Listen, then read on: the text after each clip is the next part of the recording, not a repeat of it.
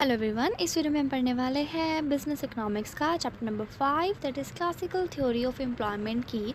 जो एम्प्लॉयमेंट है मतलब एम्प्लॉयमेंट तो आपको पता ही होगा ना, जब किसी लेबर को काम मिलता है, वो काम करता है, उसे सैलरी मिलती है, तो जब वो काम करता है उसे एम्प्लॉयमेंट कहते हैं। जब वो उसे काम मिल रहा होता है एज अ कॉन्स्टेंट रेट पे, तो आप पढ़ते हैं कि जो डिफरेंट इकोनॉमिक्स थे उन्होंने क्या क्या थ्योरी दी है, हमारे कीन्स ने क्या थ्योरी दी है, बाकी के कितनों ने क्या थ्योरी दी है। सो लेट्स रीड आउट क्या क्या थ्योरी है।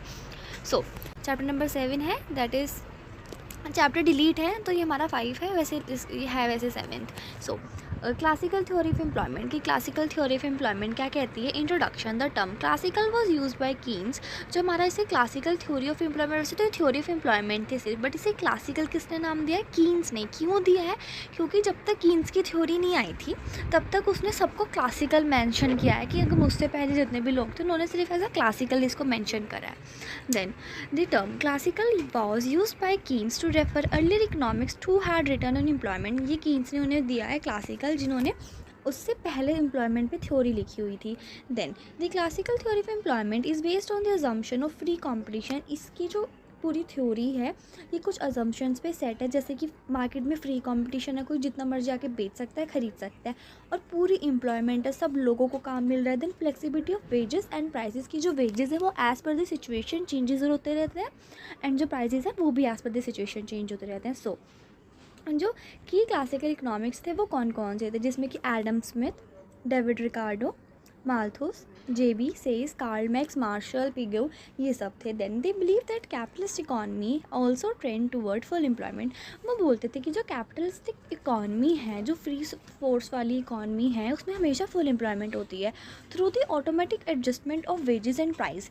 इन द सेंस कि जो डिमांड एंड सप्लाई है वो ऑटोमेटिक एडजस्ट हो जाती है, कि मतलब जितनी भी आपकी एम्प्लॉयमेंट है और जो आपका वेज एंड प्राइस है वो एकदम ऑटोमेटिक सेट हो जाता है, क्योंकि सबका अपनी मार्केट में पूरा रूल है। Then concept of full employment, ऐसे पहले एक चीज़ बताती हूँ कि इसमें क्या बोला था कि जो अनएम्प्लॉयमेंट होती है एक शॉर्ट फिनोमिना है। मान लीजिए कि इकॉनमी में अनएम्प्लॉयमेंट बहुत ज़्यादा है, तो जो अनएम्प्लॉयमेंट ज़्यादा है तो जो हमारे जो लेबर होंगे उनकी डिमांड कम होगी, क्योंकि अनएम्प्लॉयमेंट है, कोई उन्हें बुला ही नहीं रहा है। तो जो डिमांड है लेबर की जो डिमांड है वो होगी हमारी कम।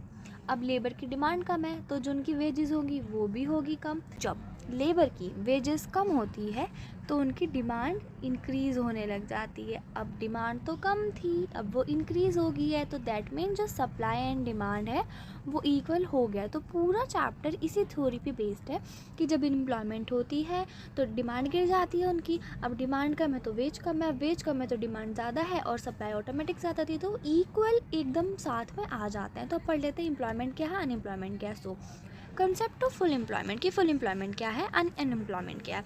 To understand the classical theory, two concept are important. आपको क्लासिकल थ्योरी समझने के लिए दो कॉन्सेप्ट समझने बहुत ज़्यादा इंपॉर्टेंट है, full employment, unemployment. So full employment क्या होता है? Refers to a situation where no one is willing to work at the prevailing wage rate is unemployment. मतलब कि जब कोई काम करना चाहता है किसी वेज रेट पे, मान लीजिए मैं हूँ, मुझे 2000 की सैलरी पे काम करना है तो मुझे मिल रहा है, तो फिर मैं एम्प्लॉयड हूँ, मैं अनएम्प्लॉयड नहीं हूँ।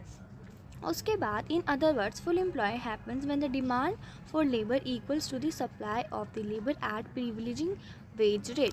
कि मुझे जैसा काम चाहिए मुझे वैसा काम मिल रहा है, मतलब कि जो डिमांड है और सप्लाई है वो इक्वल है, किसी का कहीं ज़्यादा लॉस नहीं आ रहा है। देन अब पढ़ते हैं फुल डेफिनेशन क्या होती है। जो लीनर थे उन्होंने बोला था full employment means all those willing to work at the existing wage rate get work. जिनको काम करना है उनको काम मिल रहा है एट दी कॉस्ट पे। देन उसके बाद पिगाऊ ने क्या बोला था, full employment exist when there is no involuntary unemployment. जहाँ पे कोई भी इनवॉलेंट्री अनएम्प्लॉयमेंट क्या है, वॉलेंट्री अनएम्प्लॉयमेंट क्या होते हैं मैं आगे बताऊंगी आपको। देन वार्ड ने क्या बोला था, full employment is when everyone who wants to work at the current wage rate can find work. जिनको करंट वेज रेट पे काम करना है उन सबको काम मिल रहा है, इसको बोलते हैं full employment. Then natural rate of unemployment, natural rate of employment क्या होता है? जब एम्प्लॉयमेंट होती है उस टाइम पे भी कुछ लोग अनएम्प्लॉयड रहते हैं। Even at the full employment, even जब फुल एम्प्लॉयमेंट होती है, कुछ लोग अनएम्प्लॉयड रहते हैं। अब वो एम्प्लॉयमेंट किस वजह से आती है, जब फ्रिक्शनल हो, स्ट्रक्चर हो, सीजनल हो, टेक्निकल हो। सो types of unemployment associated with full employment, इसे कहते हैं, इसको नेचुरल रेट ऑफ अनएम्प्लॉयमेंट भी बोलते हैं। अब देख लेते हैं कितने तरह की होती है। तो फर्स्ट इज फ्रिक्शनल अनएम्प्लॉयमेंट, ये टेम्परेरी अनएम्प्लॉयमेंट होती है। जब आप जॉब शिफ्ट करते हो, जब जैसे आपने अभी जॉब छोड़ी, दूसरी जॉब पे जाना है, तो ये आपकी फ्रिक्शनल एम्प्लॉयमेंट है। Then second is structural employment, इसमें क्या होता है, जब इकॉनमी में चेंज आ जाता है, मान लीजिए आपको हाथ से चलाने वाली मशीन आती है, अब वो मार्केट में आ गई ऑटोमेटिक चलने वाली मशीन, अब आपको वो चलानी नहीं आती, तो इस वजह से आपकी स्ट्रक्चरल अनएम्प्लॉयमेंट आ गई है। जैसे कि न्यू इंडस्ट्री, डिक्लाइन इंडस्ट्री, ऐसे कुछ आ जाता है। दैन सीजनल अनएम्प्लॉयमेंट, जैसे कि सीज़न की वजह से एग्रीकल्चर, टूरिज्म, मान लीजिए सर्दियों में शिमला में ज़्यादा टूरिस्ट आते हैं तो आपके वहाँ पे, बट गर्मी में कोई आ ही नहीं रहा था, आपका काम नहीं चल रहा है। Then technical unemployment cause by change in production technique, जब आपकी टेक्निक्स में चेंजेस आ जाते हैं। Then voluntary and involuntary unemployment क्या होती है। सो वॉलंटरी अनएम्प्लॉयमेंट कब आती है, worker voluntary choose not to work at the prevailing wage rate, कि आपको वेज रेट मिल रहा है बट मेरा मन नहीं है उस वेज रेट पे काम करने का, तो मैं बोलूँगी वॉलंटरी, मतलब मैं अपनी मर्ज़ी से काम नहीं कर रही हूँ, मुझे काम मिल रहा है बट उसके पैसे कम है तो मैं नहीं कर रही। देन इनवॉलंटरी अनएम्प्लॉयमेंट, की इनवॉलंटरी अनएम्प्लॉयमेंट क्या होती है, worker willing to work at a prevailing wage rate can not find jobs, कि वो काम तो करना चाहते हैं बट उन्हें वो काम नहीं मिल रहा है, मतलब वो मिनिमम से मिनिमम सैलरी पे भी काम करने के लिए तैयार है बट उनको फिर भी काम नहीं मिल रहा है, तो ये होता है इनवॉलंटरी अनएम्प्लॉयमेंट के, मतलब वो काम करना चाहते हैं बट उनको मिल नहीं रहा है। पढ़ते हैं essential basics of classical theory की, जो क्लासिकल थ्योरी है उसके कुछ असेंशियल्स हैं। तो output and employment are determined by the free interaction of supply and demand, की जो आउटपुट एंड एम्प्लॉयमेंट है ये आपकी फ्री इंटरेक्शन से पता लगता है कि आपकी डिमांड एंड सप्लाई क्या है। देन उसके बाद full employment is the normal state of the economy, की जो फुल एम्प्लॉयमेंट है ये नॉर्मल स्टेट है इकॉनमी, बट इन रियलिटी ऐसा कुछ नहीं होता है, कभी भी किसी को फुल एम्प्लॉयमेंट नहीं मिलती है। Then sales law of market क्या कहता है, सप्लाई क्रिएट्स ऑन डिमांड, की वो कहता है कि जो सप्लाई होती है वो अपनी डिमांड खुद क्रिएट करती है। Then whatever is produce will ultimately purchase also therefore no general over production. अब मान लीजिए वो कहता है कि जितनी ज़्यादा सप्लाई होगी ना वो ऑटोमेटिक डिमांड कर लेगी, अगर उसने कुछ सप्लाई करा है तो डिमांड होगी ही होगी, ऐसी कोई चीज़ होगी नहीं कि उन्होंने बनाई और हमने खरीदी ना हो। तो जो सेल्स लॉ ऑफ मार्केट क्या कहते हैं, अगर आप सप्लाई कर रहे हो, करते जाओ करते जाओ करते जाओ, अपने आप बिकता जाएगा, ठीक है। तो इसमें क्या बोलते हैं कि आप कुछ भी प्रोड्यूस कर लो वो ऑटोमेटिक बिक ही जाएगा, तो आप कोई ओवर प्रोडक्शन नहीं कर रहे हो, आप अपनी लिमिट में ही प्रोडक्ट प्रोड्यूस कर रहे हो।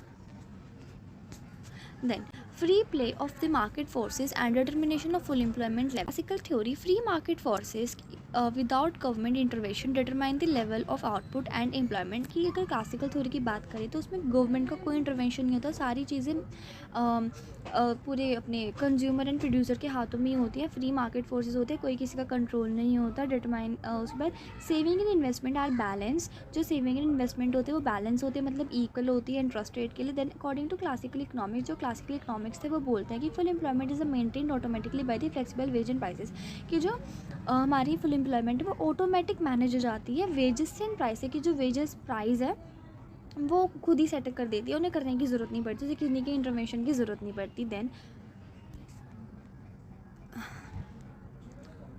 Determination of equilibrium income and employment, की जो डिटर्मिनेशन है वो इनकम इन एम्प्लॉयमेंट से हो जाता है। Then in classical theory equilibrium output and employment determined by, अगर हम बात करें क्लासिकल थ्योरी की, जो इक्विलिब्रियम है मतलब सप्लाई एंड डिमांड का जो इक्विलिब्रियम है हम दो तरह से डिफाइन कर सकते हैं।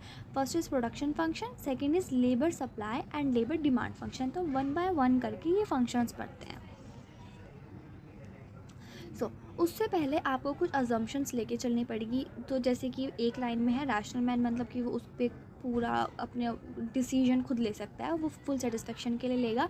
जैसे फिर गवर्नमेंट नहीं है, परफेक्ट कंपटीशन, मार्केट में पूरा कंपटीशन है, क्लोज इकॉन में कोई एक्सपोर्ट इंपोर्ट नहीं है, टेक्नोलॉजी कांस्टेंट है, जो मनी है वो सिर्फ मीडियम एक्सचेंज का कोई सेव इन्वेस्टमेंट नहीं है। देन फ्लेक्सिबिलिटी ऑफ प्राइसेस, जो प्राइस है वो फ्लेक्सिबल है, जो मनी एंड रियल वेजेस है उनकी रिलेशनशिप है, इक्वालिटी है, डिमिनिशिंग रिटर्न आपने पढ़ा होगा कि जैसे जैसे हम लेबर को इंक्रीज़ करते रहते हैं, पहले हमारी आउटपुट बहुत अच्छी आती है, बहुत अच्छी आती है, बहुत अच्छी आती है, but at a certain point पे जो हमारा आउटपुट है वो गिरने लग जाता है, मतलब आउटपुट तो आ रहा होता है बट जो हमारा प्रॉफिट होता है वो थोड़ा कम होने लग जाता है। तो अभी इन अजम्पशंस को थोड़ा इन डिटेलिंग में पढ़ लेते हैं।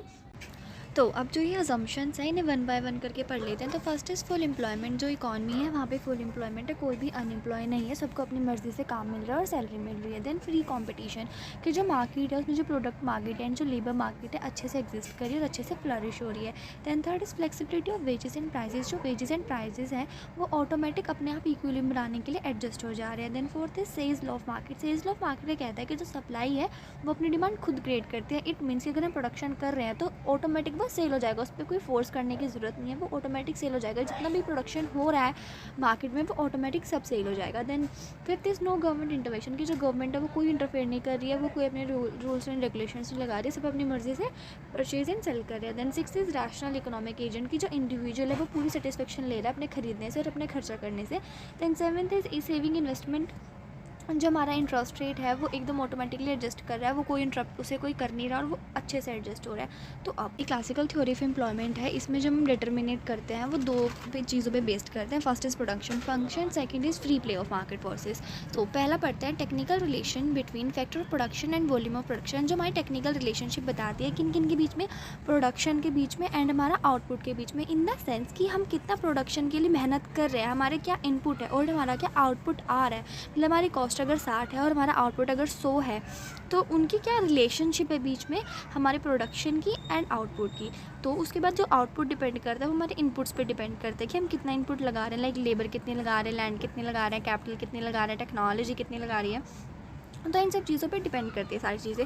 अब मान लीजिए कि हमें प्रोडक्शन करने के लिए बहुत सारी चीज़ों की ज़रूरत पड़ती है जिन्हें फैक्टर ऑफ प्रोडक्शन कहते हैं, जिनमें हमारा labour, capital, land and technology आता है। बट हम जो क्लासिकल थ्योरी है ये हम शॉर्ट रन में पढ़ रहे हैं, तो शॉर्ट रन में कुछ चीज़ें फिक्स होती हैं, कुछ चीज़ें फिक्स नहीं होती है। तो हमारा कैपिटल, लैंड एंड टेक्नोलॉजी ये सारी फिक्स्ड होती है, सिर्फ चेंज करने के वाला क्या होता है, सिर्फ और सिर्फ labour.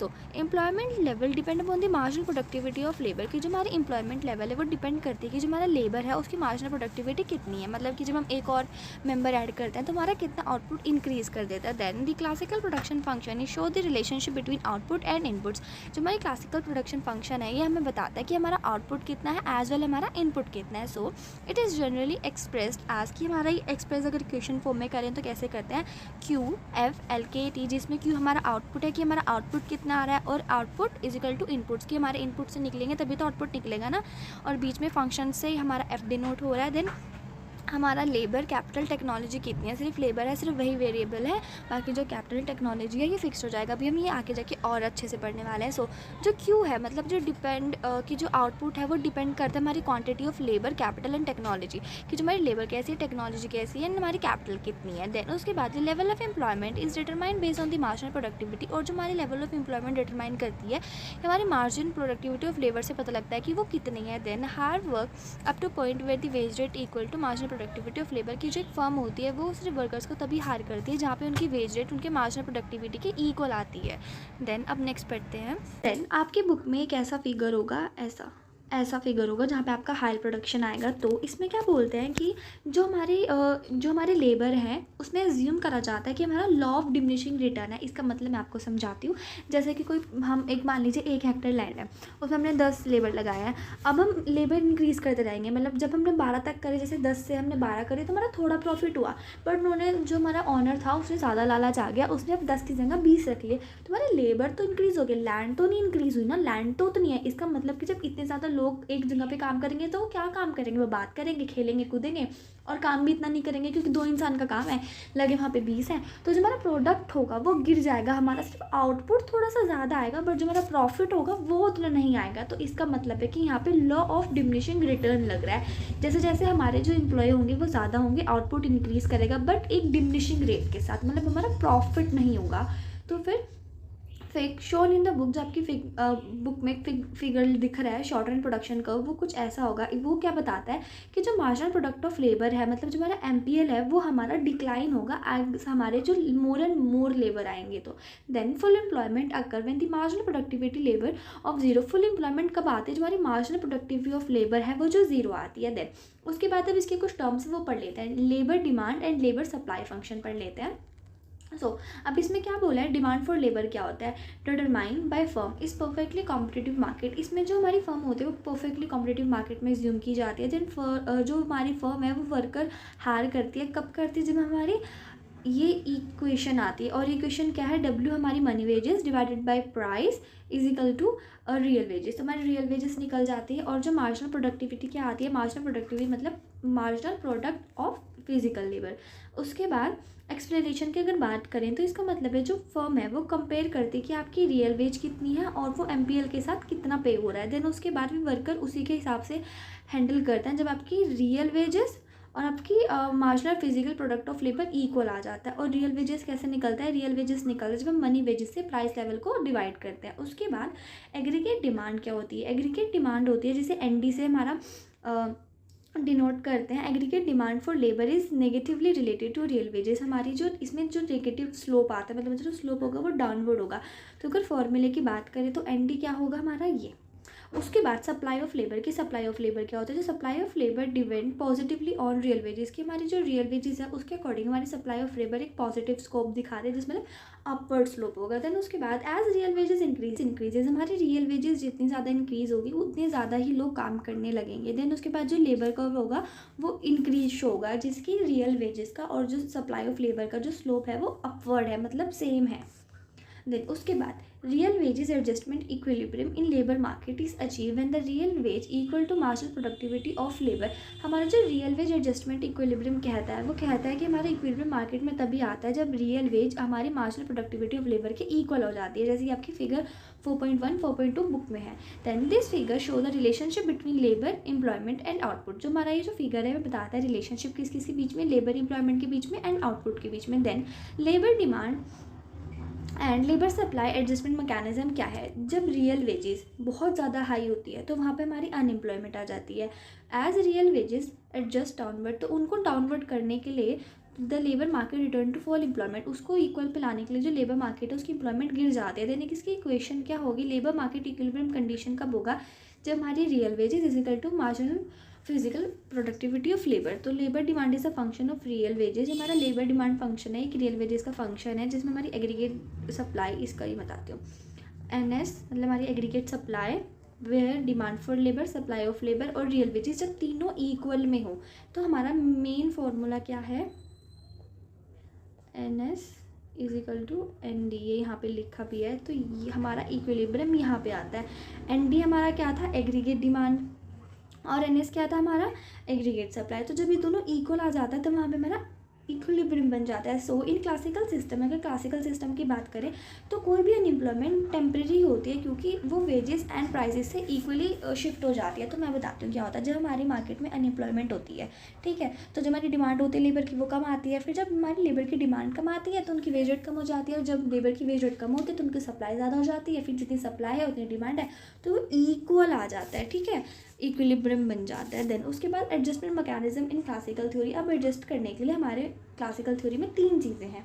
First is wage rate of flexibility, second flexible rate of interest, then third is flexibility of price level और चेंज इन प्राइस।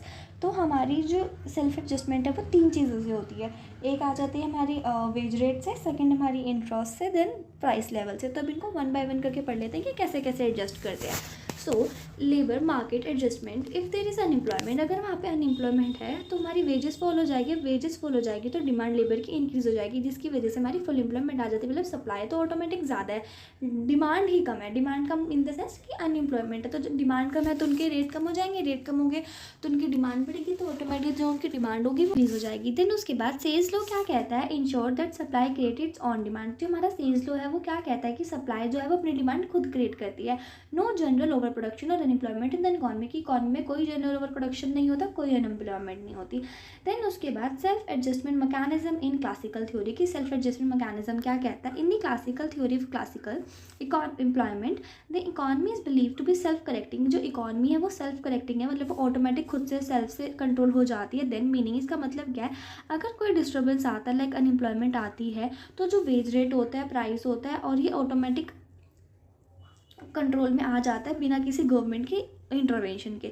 तो जो एम्प्लॉयमेंट है वो एक नेचुरल स्टेट होता है इकॉनमी का। तो ये भी वर्क कैसे करता है, देन तो फर्स्ट पढ़ता है इफ़ एम्प्लॉयमेंट अगर, अगर एम्प्लॉयमेंट आती है तो वहाँ पे जो सप्लाई होगी वो ज़्यादा होगी, मतलब वर्कर तो काम करना चाह रहे हैं बट वो काम मिल नहीं रहा है उन्हें, देन उनकी सप्लाई ज़्यादा है। So competition among worker will cause money wages. To fall, जो अगर कंपटीशन है वर्कर में तो जो हमारी मनी वेजेस होंगी वो फॉल हो जाएगी। देन उसके बाद एज वेजेस फॉल, अगर वेजेस फॉल होगी तो जो रियल वेजेस होंगी वो भी फॉल होगी। Then assume price are constant to falling to, अगर हमारा प्राइस होगा वो भी कांस्टेंट ही रहेगा। देन उसके बाद lower real wages make it cheaper for firm to hire workers, हमारे रियल वेजेस कम है तो इसका मतलब कि जो हमारे वर्कर होंगे वो सस्ते पड़ेंगे उन्हें। देन उसके बाद इसीलिए जो एम्प्लॉयमेंट होगी वो इंक्रीज़ हो जाएगी।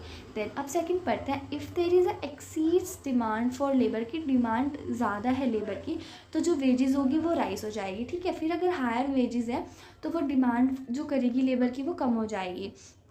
But attract more labour supply, but हमारी जो सप्लाई होगी वो ऑटोमेटिक ज़्यादा होगी। देन उसके बाद आता है हमारा third, that is role of flexible price wages, की जो प्राइस एंड वेजेस का रोल है वो क्या है। Then price of goods and wages are perfectly flexible, कि जो हमारे प्राइस ऑफ गुड्स और जो हमारी वेजेस है वो परफेक्टली फ्लेक्सिबल है, दे एडजस्ट क्विकली, वे अपने आप ही एडजस्ट हो जाते हैं अपनी गुड मार्केट में एंड लेबर मार्केट में। सो जो सेल्स लॉ है वो क्या कहता है, support this mechanism bye stating that supply creates on demand.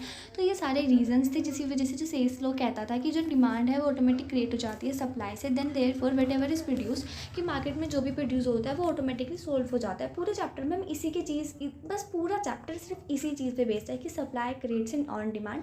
अब बस इसके अलग अलग रीजंस पढ़ लेते हैं कि कैसे कैसे। देन उसके बाद दस output and employment remain stable, और जो आउटपुट एंड एम्प्लॉयमेंट होगा वो एकदम स्टेबल होगा। देन इन सिंपल वर्ड की बात करें तो अनएम्प्लॉयमेंट सेल्फ करेक्ट, बिकॉज जो अनएम्प्लॉयमेंट है वो सेल्फ करेक्ट हो जाती है because falling wages encourage employ to hire more, कि अगर वेजेस कम हो जाती हैं तो जो एम्प्लॉयर्स होंगे वो ऑटोमेटिक ज़्यादा हाई होने शुरू हो जाएंगे। देन उसके बाद excess demand for labour correct, कि जो हमारी अगर एक्सेस डिमांड है वो अपने आप करेक्ट हो जाएगी, जैसे कि हमारी जो वेजेस होंगी वो इंक्रीज़ होगी और जो मार्केट में बैलेंस मेंटेन होता रहेगा। Then government intervention is not needed, जो गवर्नमेंट इंटरवेंशन होता है उसकी किसी की ज़रूरत नहीं होती, जो मार्केट है वो ऑटोमेटिकली फुल एम्प्लॉयमेंट पे आ जाती है। उसके बाद इंटरेस्ट रेट फ्लेक्सिबिलिटी। सो अब इंटरेस्ट रेट फ्लेक्सिबिलिटी क्या कहता है, classical economics believe that rate of interest is determined by the direction of saving and investment, कि जो हमारा रेट ऑफ इंटरेस्ट है वो कैसे कंसिडर होता है। तो जो हमारा रेट ऑफ इंटरेस्ट है वो हमारा सेविंग एंड इन्वेस्टमेंट से पता लगता है। Saving is an increasing function of the interest rate, saving क्या होता है, जो हमारा इंटरेस्ट रेट इंक्रीज होता है तो हमारी सेविंग भी इंक्रीज होती है। इन द सेंस जितना ज़्यादा हमारा रेट होगा, जितना ज़्यादा हमारा रेट होगा हमारी सेविंग उतनी ज़्यादा होगी। मतलब यहाँ पे मैं लिख देती हूँ, जितना ज़्यादा रेट होगा उतनी ज़्यादा हमारी सेविंग होगी। Then investments in decreasing function of the interest rate, और हमारी इन्वेस्टमेंट क्या होती है, डिक्रीजिंग रेट होता है इंटरेस्ट रेट का। सो इसका मतलब हायर द इंटरेस्ट रेट, अगर हमारा इंटरेस्ट रेट हायर है तो हमारी जो इन्वेस्टमेंट है वो थोड़ी कम होगी क्योंकि हमारी बोरविंग शुरू हो जाएगी, become costly. So if there is excessive saving, अगर हमारी सेविंग ज़्यादा है और इन्वेस्टमेंट कम है, सो जो हमारा इंटरेस्ट रेट होगा वो गिर जाएगा, क्योंकि एट और lower interest rate discourage saving, अगर हमारा इंटरेस्ट रेट लोअर है मतलब हमारी इन्वेस्टमेंट है ज़्यादा तो जो हमारी जो सेविंग है वो कम हो जाएगी and encourage investment. Then if there is excess investment, अगर हमारी मार्केट में इन्वेस्टमेंट ज़्यादा है सेविंग कम है, जो इन्वेस्टमेंट होगा वो राइज हो जाएगा।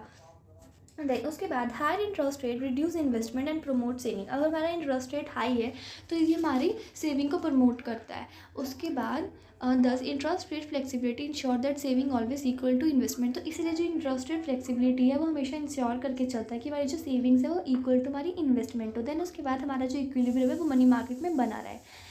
देन उसके बाद सेल्स लॉ स्टेट, अब वो सेल्स लॉस क्या कहता है, सप्लाई क्रिएट्स ऑन डिमांड, की जो सप्लाई है वो ऑटोमेटिक अपनी डिमांड क्रिएट करते हैं। So it means that what ever is produce, की मार्केट में जो भी प्रोड्यूस होगा वो ऑटोमेटिकली बिक जाएगा। उसके बाद देयर कैन नेवर भी जनरल ओवर प्रोडक्शन, की मार्केट में कोई जनरल ओवर प्रोडक्शन नहीं होता और एम्प्लॉयमेंट नहीं होती, वहाँ पे सेल्फ इन्वेस्टमेंट होता रहता है। फिर उसके बाद आपके लेफ्ट साइड में ग्राफ होगा जिसमें diagram S and saving function investment curve दिखा रहे हैं, जहाँ पे एस इज इक्वल टू आई है और जो इक्विलिब्रियम रेट है वो बैलेंस हो रहा है। उसके बाद तो अब पढ़ते हैं वेज रेट फ्लेक्सिबिलिटी, की वेज रेट फ्लेक्सिबिलिटी क्या होता है अकॉर्डिंग टू लेबर मार्केट। जो क्लासिकल थ्योरी है वो बताती है कि जो वेजेस है वो सारी फ्लेक्सिबल है, अगर वहाँ पे अनएम्प्लॉयमेंट आएगी तो वेजेस गिर जाएंगी और वेजेस गिरेंगी तो वो फर्म को सस्ते पड़ेंगे वर्कर, इसलिए जो एम्प्लॉयमेंट होती है वो राइज हो जाती है। So balance of labour supply and demand supply again हो जाता है। देन उसके बाद जो वेज फ्लेक्सिबिलिटी होती है इंश्योर करते हैं कि जो लेबर है वो हमेशा मार्केट में बना रहे। देन उसके बाद सेकेंड आ जाता है इंटरेस्ट रेट फ्लेक्सिबिलिटी, इसमें क्या होता है money market and saving investment सारी की चीज़ें होती है, पीछे ही पढ़ के आए हैं। अगर सेविंग ज़्यादा है इन्वेस्टमेंट से तो जो पीपल होंगे वो ज़्यादा सेव करें, मोर देन इन्वेस्टमेंट, जो पीपल है वो ज़्यादा सेव करेंगे जिसकी वजह से हमारा जो इंटरेस्ट रेट होगा वो गिर जाएगा। अगर हमारा लोअर इंटरेस्ट रेट इंकरेज करता है हमारी से इन्वेस्टमेंट को, उसके बाद जो एंड रिड्यूस सेविंग्स। तो if investment is greater than saving, अगर हमारी इन्वेस्टमेंट ज़्यादा है सेविंग कम है, जो इंटरेस्ट रेट होगा वो गिर जाएगा। सो अगर हमारा इंटरेस्ट रेट हाई होगा इसकी वजह से सेविंग ज़्यादा होगी। यार ये तो थोड़ा रेसिप्रोकल वाला है कि देखो जैसे कि सेविंग के साथ वो इक्वल है, मतलब सेविंग के साथ वो डायरेक्ट रिलेशनशिप में है, इन्वेस्टमेंट के साथ वो इनवर्ट रिलेशनशिप में है, तो वो अपोजिट इक्वल कोरिलेट हो ही जाएगा ऑटोमेटिक। देन उसके बाद high rate of interest encourage saving and reduce investment. अगर मेरा इंटरेस्ट रेट हाई है तो वो सेविंग ज़्यादा है और इन्वेस्टमेंट कम है, अगर वही सेम बात है वैसे। अब समरी पढ़ लेते हैं कि क्लासिकल थ्योरी में क्या है, वेज रेट है वो फ्लेक्सिबल है, जो फिर एम्प्लॉयमेंट वो करता है, जो हमारा इंटरेस्ट रेट है वो भी फ्लेक्सिबल है, वो भी सेविंग एंड इन्वेस्टमेंट को इक्वल करने की कोशिश करता है विद द प्राइस फ्लेक्सिबिलिटी। तो ये मैकेनिज्म है सेल्फ एडजस्टमेंट का, कि अगर सेल्फ एडजस्टमेंट थ्योरी आ गई तो वहाँ पे ये तीनों चीज़ें लेके आ जाना। देन अगेन एक बारी और रिवाइज कर लेते हैं।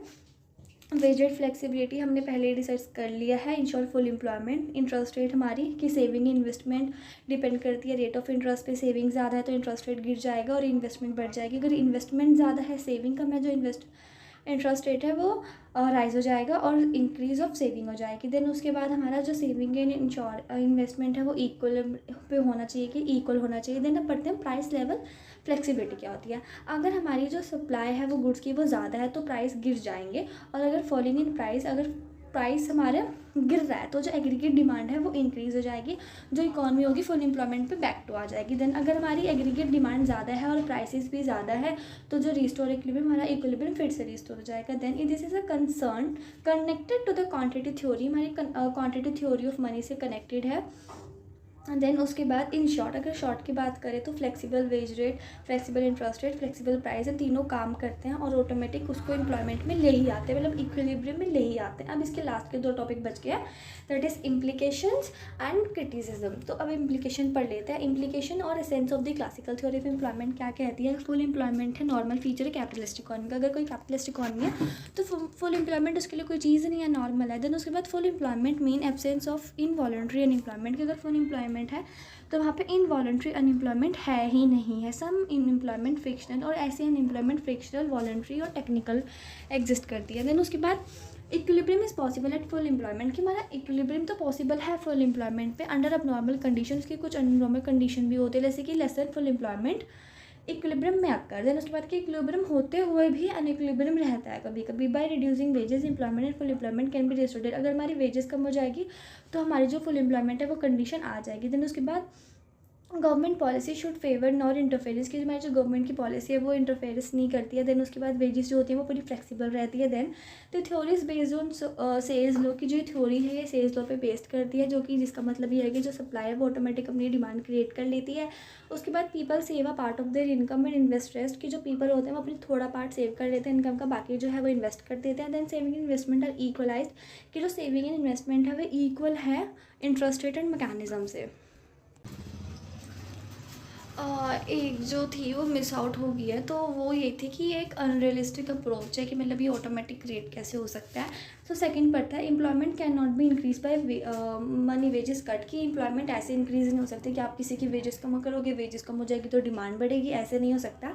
Then classical economics believe reducing money wages would remove unemployment, की जो क्लासिकल इकोनॉमिक्स थे वो कहते थे कि अगर आप उनकी मनी वेजेस कम कर दोगे तो आपकी जो अनएम्प्लॉयमेंट है वो रिमूव हो जाएगी। जो कीन्स थे उन्होंने बोला था कि ये तो डबल एजेस शॉर्ट करता है, ऐसा नहीं होता है। अगर हम किसी की वेज कम कर देंगे जो प्रोडक्शन कॉस्ट होगी, और lower wages reduce production cost, कि हमारी जो लोअर वेज कम होगी तो इसकी वजह से हमारा जो प्रोडक्शन कॉस्ट होगा वो भी डिक्रीज़ हो जाएगा।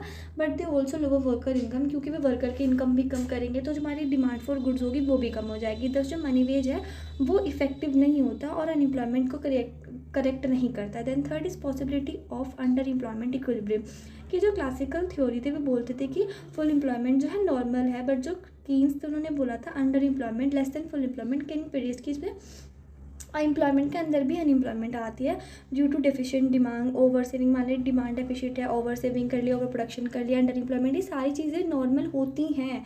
Then fourth is no automatic adjustment, की ऑटोमेटिक एडजस्ट चीज़ें हो ही नहीं सकती। जो क्लासिकल इकोनॉमिक्स थे वो कहते थे कि सबको जैसे ऑटोमेटिक एडजस्ट हो जाता है। बट जो कीन्स थे उन्होंने मना करा था, उन्होंने बोला था ऐसे नहीं होता। वो कहते थे कि जो एक्सटर्नल फोर्सेज होते हैं लाइक गवर्नमेंट इंटरवेंशन ज़रूरी होता है डिमांड एंड सप्लाई को कंट्रोल करने के लिए। Then fifth is money is not mainly a wheel, की वो सिर्फ एक एक्सचेंज करने के लिए नहीं है। जो क्लासिकल इकोनॉमिक्स थे वो कहते थे कि ये सिर्फ एक व्हील है, सिर्फ मीडियम ऑफ एक्सचेंज है। बट जो कीन्स थे उन्होंने बोला था नहीं ऐसा नहीं है, हम मनी को सेव और स्टोर भी कर सकते हैं अगर पीपल होल्ड करें उसको।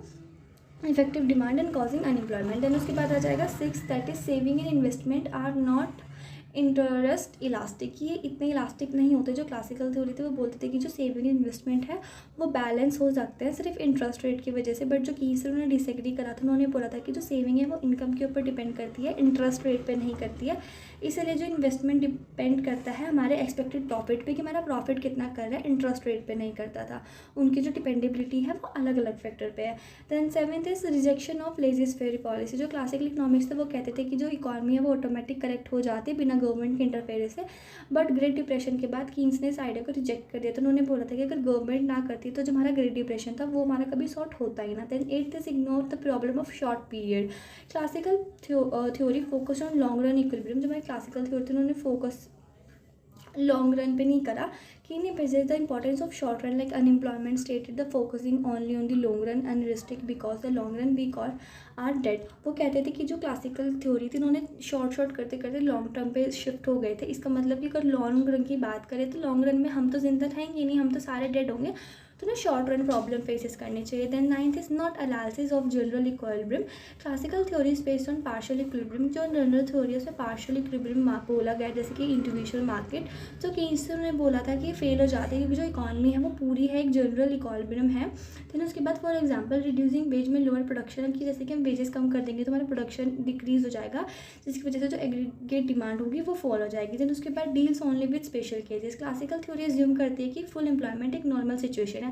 कीन्स ने इसको डिसएग्री करा था क्योंकि एक जनरल रियलिटी नहीं थी। इन रियल लाइफ कोई भी हमारा फुल एम्प्लॉयमेंट कभी ऐसे होता ही नहीं है। 11th is not based on empirical facts.